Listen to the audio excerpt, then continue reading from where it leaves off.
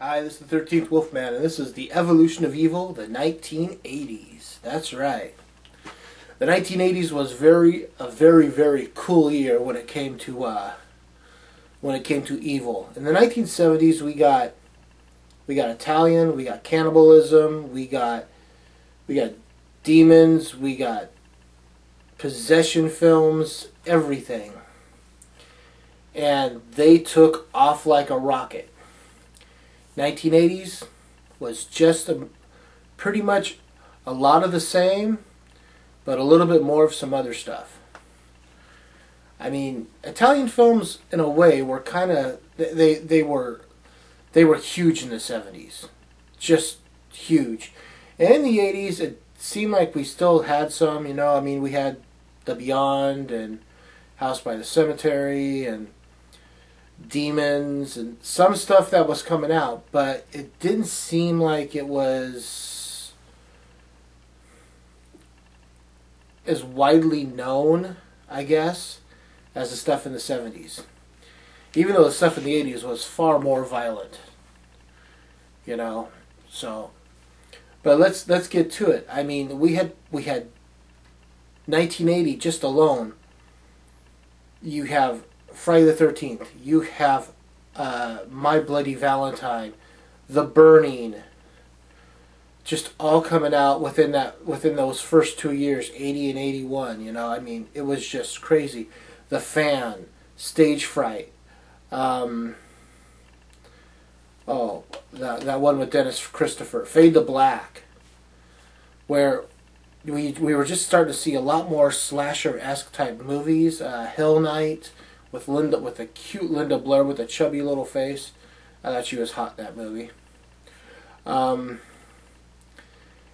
when slashers caught on, everybody wanted to do one because they thought, well, anybody can make a slasher.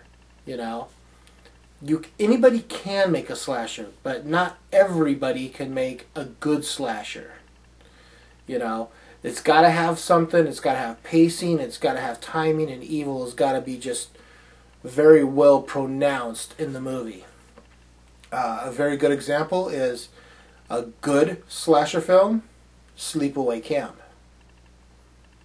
An okay slasher film, Visiting Hours. It's okay. We got Michael Myers back in Halloween Part 2.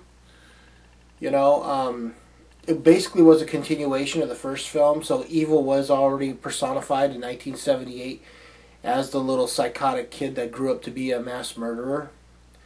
In this one, we got a little bit more backstory and who he was and why he was chasing after Jamie Lee Curtis.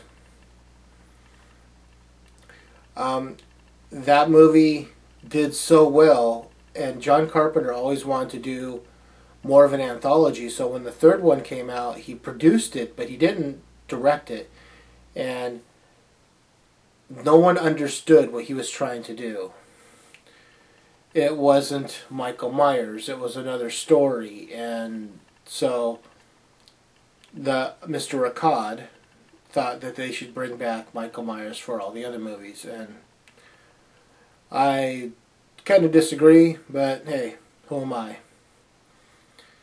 So that's just the beginning of the 80s. Now we get into like 84, we get Freddy Krueger, man. The man is evil.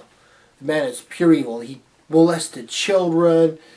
He tortured them and killed them, and the neighborhood got together and burned his crazy butt, and then he comes back and to torment the kids on Elm Street in dreams.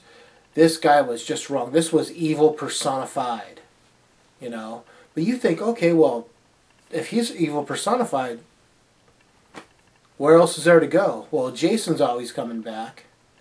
Jason's evil, but he's a fun evil. He really is. He's a killing machine. I mean, you cannot kill this guy. You could take an axe to his head, a machete to his neck, you could stab him 1,000 times and he'll die, but they bring him back in Part 6 as a zombie, basically.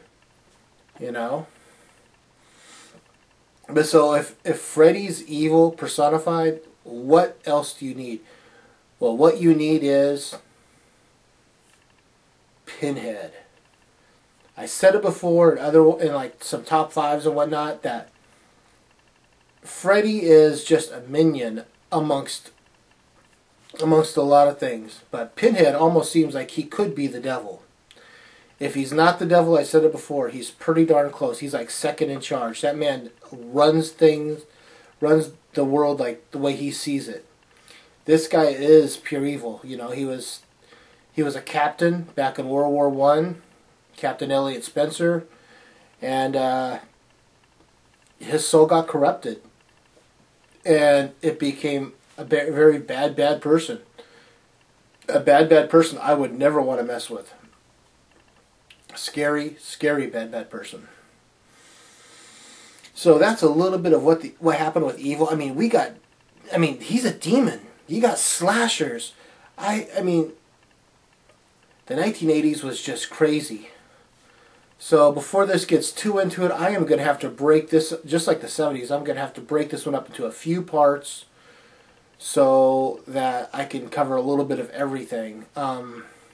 Right now I'm just talking about the slashers. Oh, and of course, another very good film where evil reigned. Silent Night, Deadly Night, man. Santa Claus is the bad guy. If that's not evil, I don't know what is. So this is the evil of evolution. I will come back in a part 2 and talk a little bit more about it for the 1980s. I am the 13th Wolfman, and I'm on the prowl.